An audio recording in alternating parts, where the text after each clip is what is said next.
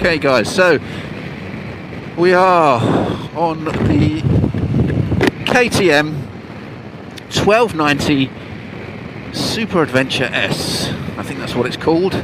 I've never ridden this bike before.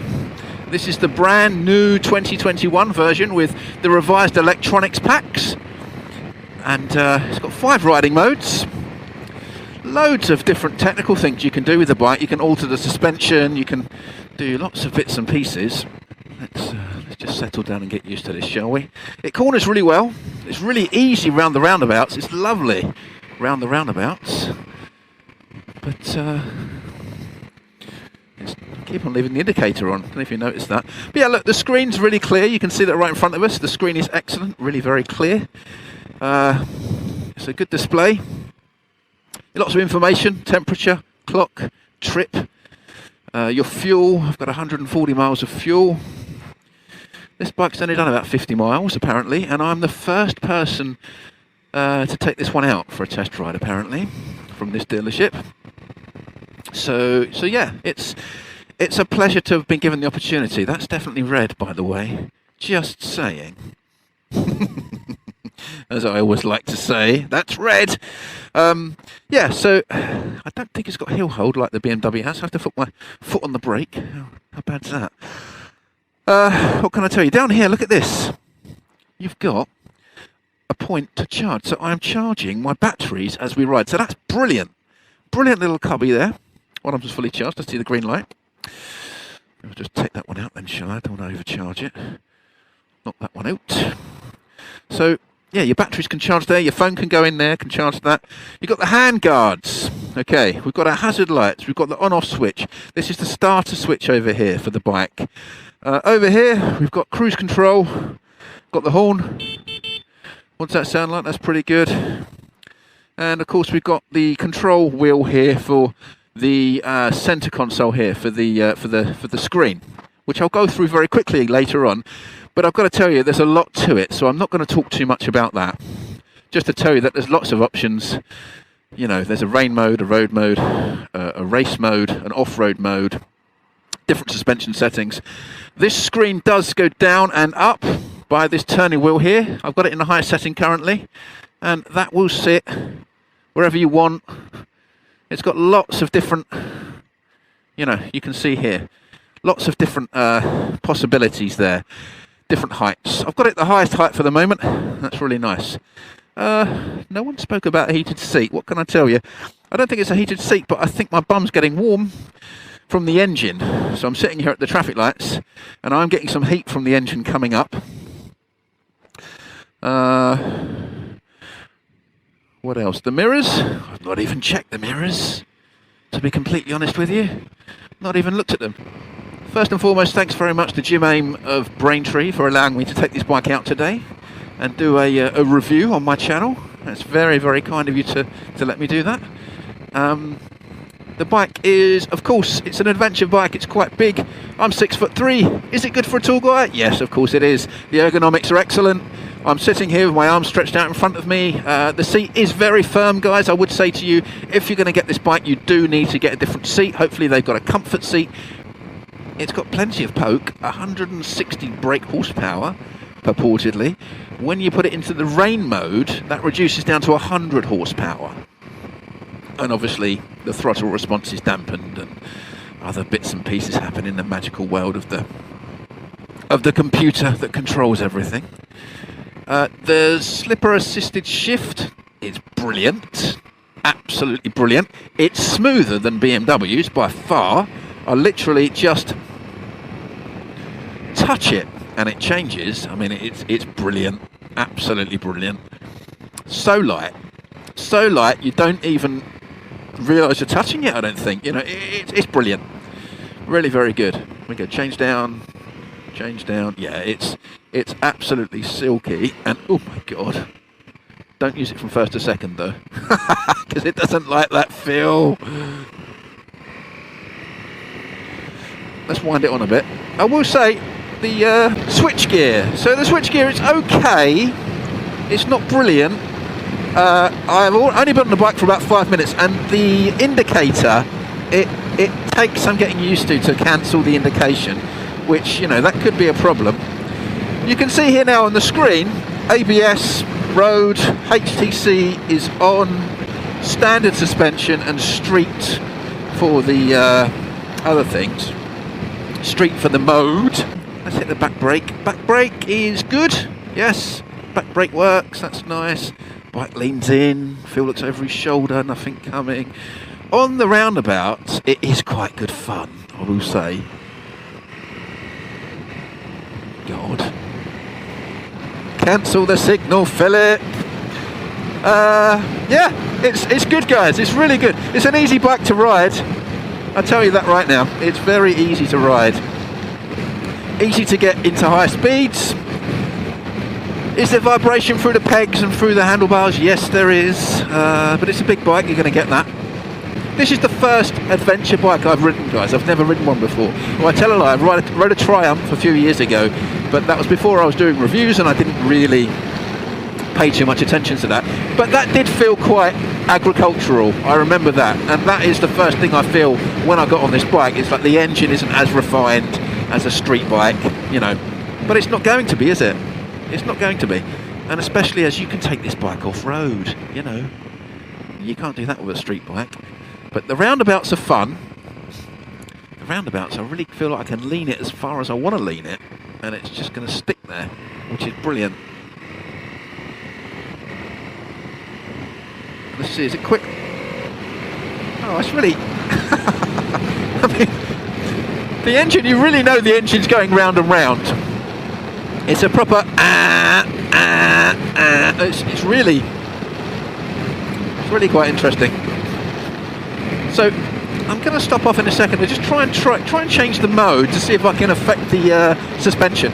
In road mode, it's quite a rough ride, so I'm hoping that it can be a bit smoother than this. I'm feeling the bumps. I'm feeling the bumps, yeah. But yeah, like I say, the quick shifter, guys, the quick shifter, you touch it, you literally just press it very, very lightly, and it does everything you want it to. Here we go. How are the brakes? The brakes are excellent. Yes. The brakes are brilliant now. They're into neutral. Great. Really, really good. That's really good fun, guys. Very good fun indeed. So, well, what can I tell you so far? It's perfect for a 6'2", 6'3" person. My feet, I can flat foot. Okay, I can flat foot, no problem at all.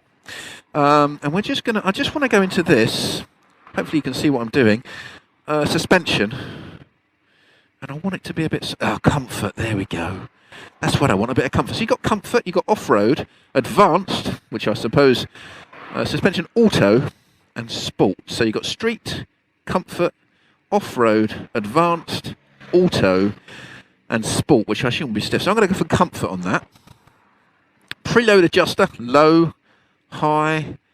As I'm sitting on the bike, yeah, I can feel that moving. So when I put it to high, it's pushing it higher, okay? And then you've got percentages, look. So you can do 0% and it's going all the way down, it's still dropping. I can feel it dropping. It's amazing. Then 10%, oh goodness, we'll be here all day, won't we? 10, 20, 30, 40, 50, up to 100, obviously, Philip. 110? No, it's just standard, low, or high. So I think we'll chuck it at 50%, shall we? Anti-dive is off. I'm going to put it on. So basically when I brake hard, it won't compress the front forks, okay? It will stay stiff. So then, once you've done all that, once you've mucked about with this, if you want to go back, you just push back, okay? That takes you out. This is the back button just there. Top left, just here. Cruise control. I must try that out. This has got adaptive cruise control, guys, so I'll try that out here in a second. There's an awful lot going on, guys. I'm going to turn the cruise control on, and let's see how that works. And now I'll change it to comfort mode, so hopefully it will be a bit more comfortable. Is it comfortable, Phil? It feels a bit more comfortable in comfort mode. Straight off the bat, yes it does. So I've got the cruise control on. How do I activate it?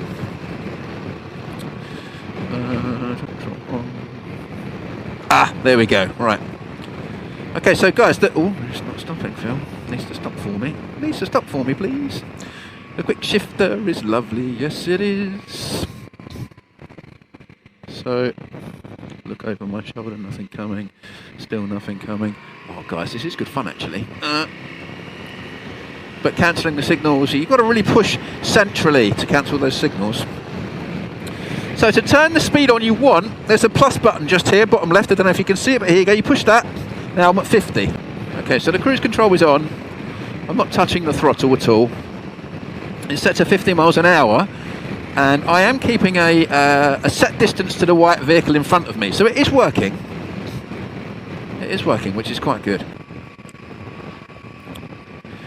So okay, this bike, obviously, it's absolutely fine on the road. It's a very good road bike. It is an adventure bike, so it is designed to go down lanes and tracks and things like that. So I've just seen somewhere where I really should take it. So bear with me, guys. What's the fueling like, guys? Well, the fueling is very good. It's very easy to control. The clutch is nice and soft. The accelerator is lovely too. Not a problem. Not a problem at all. Brakes are good, as you would expect from a premium motorbike, really. But, you know, we need to see. Oh, go on, you go then, mate. Go on. You go, I don't care. Oh, into neutral. That often happens to me when I'm trying to go from first to second. All the time. Yes, this is where I want to go, down here. Down here, Philip, yes. Yes, yes, yes. It's an adventure bike. Come on, guys. Let's have an adventure. Where are we going?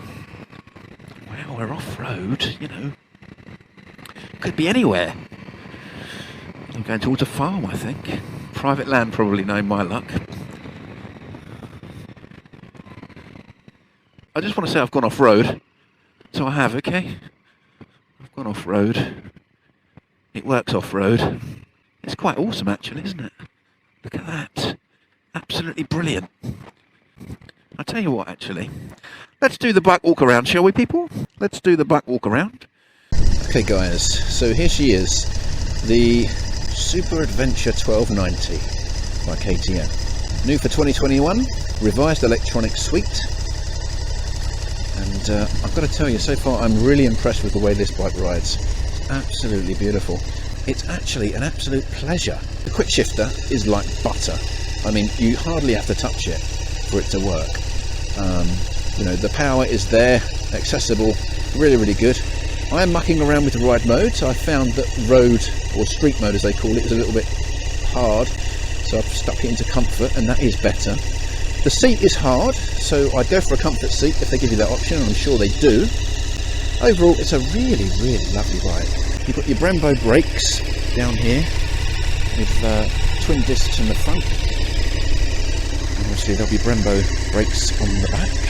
You've got your rack, your back rack here, which is great for extras. I managed to get my bag underneath the pillion seat, no problem at all. That was really easy, which was excellent. The screen is adjustable just by these levers here, straight down, straight up. I've been riding with the screen fully up. I'll ride now with it down on the way back to the dealership, so we can, you can see how that figures out, how that works out. There's lots of clever things on the bike as well, guys. I will say, you've got a charge point in here, so you can put your batteries in like I have. And there it is, amber light charging away, and there's a USB socket just there. That will fit your phone, no problem at all. You've also got a 12 volt here, which is excellent. This is the menu controls. This is your back button. This is your cruise control button. This is your cruise control button where you will set the speed. Okay, here's your horn. Not bad. So I'll push back, and that brings us out to the main screen here, which gives you lots of information with regards to where you are. So you can see I'm in comfort mode. I like my comfort. But the bike is set in street mode with regards to its throttle response. So if we press the middle button, that dives us into the menu, and then if we push back, it brings us back to that point. So yeah, and then we push down, so that's bike info. Push down once, that's trip info. Down again, motorcycle, with what rider mode you're in, the ABS mode, MTC and MSR mode. There is a rally mode, a street mode, a sport mode. I'll put it in the sport mode now, and we'll see how that goes. Okay, I've been in road, or street should I say. Let's put it in sport mode and see how that works out. I go back, and you've got the suspension. I've got mine set in comfort, preload adjuster, anti-dive, all that stuff. Anti-dive on, I want. And then we've got cruise control. I think the menu's okay. I've watched some reviews and some people said the menus are a little bit difficult to understand, but I don't really see that. I think it's fairly straightforward after just doing it for 10 minutes. One thing I don't like is this. It's the indicator, guys. Now look, the indicator's on. The indicator's on. I pushed the middle button. Oh, it is cancelling now, but it feels a little bit fidgety with my gloves. I can't always cancel it, but I'll get used to it, I'm sure. I just want to say a big thanks to Jim Aim from Braintree for letting me take the bike out today. And we're going to get back on the bike now, guys, and do a bit more riding. Guys, what can I tell you so far? The bike's really easy to ride, not intimidating at all. If you're tall like me, it's easy. I think if you're a little bit lighter, a little bit lighter, no, a little bit smaller, it might be a bit intimidating. But once you're on the go, it's a very light bike and flickable. It's not intimidating at all, really. The engine chugs along nicely. The gears change like anything. I mean, just like butter. Absolute butter. And look, it's easy. Flickable. I'm still trying to figure out the cancellation button for the left and right signals, but that's okay. Every bike has something negative about it, and if that's all this bike's got wrong with it, then it's not much, is it? Mirrors, yes, they're good. They sit still, they sit firm, no problems. I'm very impressed so far with the bike. It's a big bike, but it doesn't feel like a big bike. When you're riding it, it's very agile. I did a U-turn back there in the lane, and yeah, it did it with no problems, with great aplomb. I'm really enjoying this bike, guys, actually. The longer I ride it, the nicer it is.